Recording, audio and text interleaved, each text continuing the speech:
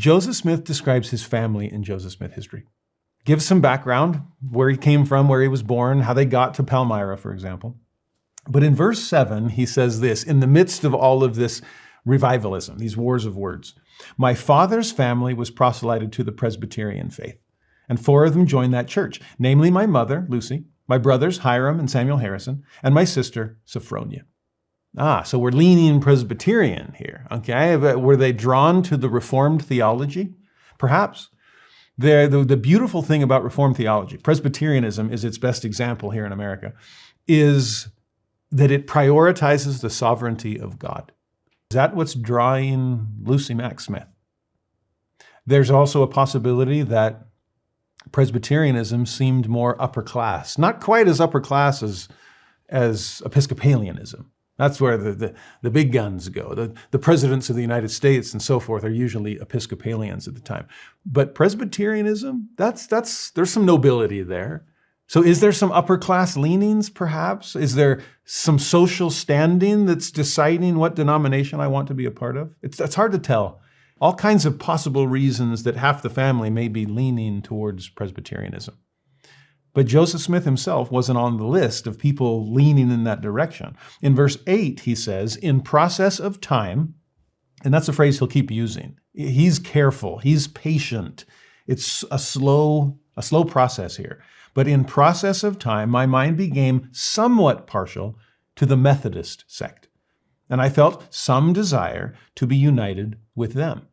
Now, he's not convinced yet. It's only somewhat partial. He just has some desire, but enough to lean away from his mother's Presbyterianism to a Methodism of his own.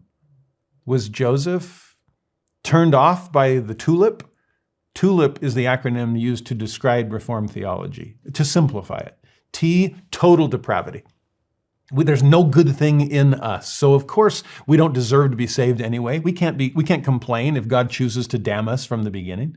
We're depraved. So there's the T. U, unconditional election.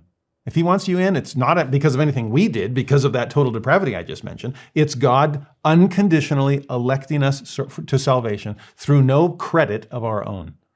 The L of the tulip is limited atonement, which sounds, that's hard for me to even say. But the atonement is limited to those that were unconditionally elected to salvation. It couldn't possibly apply to anyone else because, well, we're all totally depraved from the start. The I is the irresistibility of grace. If God chose you, you can't fight it. He'll drag you into heaven kicking and screaming if need be. And then P is perseverance of the saints, that once in, always in, once saved, always saved. Now, Methodism pushes back against Calvinism. That's Reformed theology. That's Presbyterianism. Methodism says, Calvin, I think you took it a little too far. I'm glad you respect the sovereignty of God. So do we. But even God respects human free will. And so we should as well. So that's called the Arminian swing. That instead of Calvinism on one extreme, Arminianism starts moving it in a direction of greater balance. We're trying to prove the contraries here between God's will and human will. And how do those work together for salvation? And Methodism was part of that. Was Joseph drawn theologically to those kinds of things? Was he drawn sociologically to the fact that Methodism was an up-and-coming denomination, but still common man kind of mentality? No, those Presbyterians are too highfalutin for me. I'm more of a Methodist.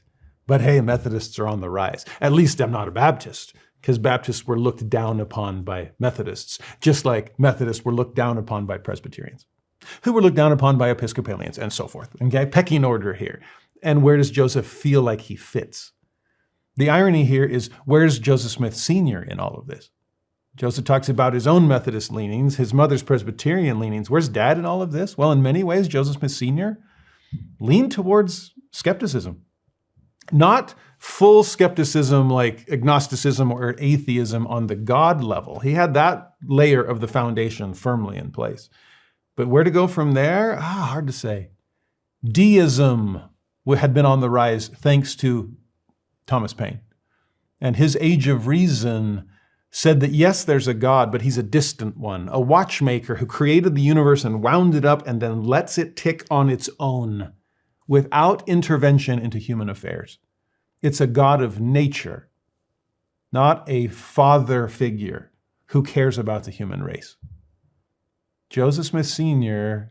was leaning in that direction. I'm spiritual, but not religious. Have you heard that? Father Smith would have been a patron saint for that.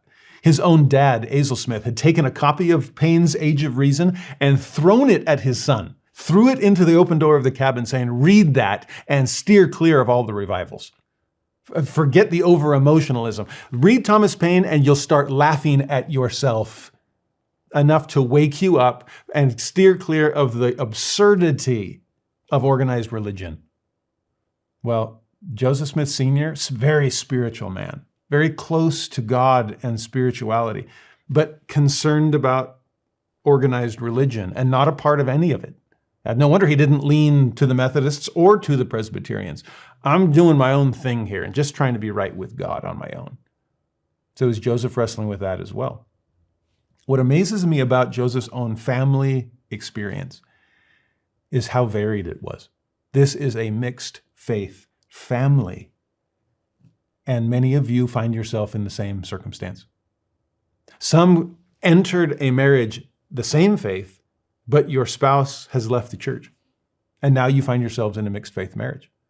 And we're often up in arms and there's dividing lines and there's untalkable topics at Thanksgiving and Christmas dinner. My hope is that we wrestle with this reality with Joseph Smith's own help. That he knows what it's like to be part of a mixed faith family. And what amazes me is they were okay with it. Mom's leaning Presbyterian and I'm leaning Methodist. That's okay. I respect your choice if you respect mine. Even the fact that he says that Hiram went on mom's side. Joseph and Hiram were, in life, they were not separated, and in death, they were not divided. They were as close companions as any pair of brothers possibly could be. And yet it's interesting that neither one pressured the other to accept their religious beliefs. I'm amazed at the mutual respect of the Smith family. And while each denomination is fighting against each other and pretending to be part of this big spiritual love fest until people actually chose which denomination to join, then all of those feelings, those seemingly positive feelings of love, those were more pretended than real. And now it's war of words and tumult of opinions. The Smith family avoided that. And we've got to learn to avoid it too. Diversity and devotion when it comes to religious beliefs, there's a tinderbox. There's something waiting to explode. If there's high devotion and low diversity, fine. We all feel really strongly about what we believe, but we agree with each other. There's no diversity here, so we get along great. Flip it. High diversity, but low devotion, again, no problem. We all believe different things, but nobody really cares about what we believe, so it's fine. But whoa, when both are high devotion and high diversity, we don't agree on things that we care passionately about. That's where problems will arise. Unless we figure out how to avoid them. And the best way to avoid potential problems when there's a situation of high diversity and high devotion is human interaction. It's relationships. It's sitting around the table at Thanksgiving and Christmas. It's understanding where one another is coming from. It's being willing to listen with open ears and an open heart and open mind to understand where the other person is coming from. Without a desire to guilt or shame people into acquiescence, without a desire to promote or prove, simply an opportunity to present and let them present in return. We have to get better at that as Latter-day Saints. In our communities, in our wards, in our families, especially as people may choose to lean in a different direction. Trust God's power, trust God's process, trust God's pace, and love each other. We can at least do that.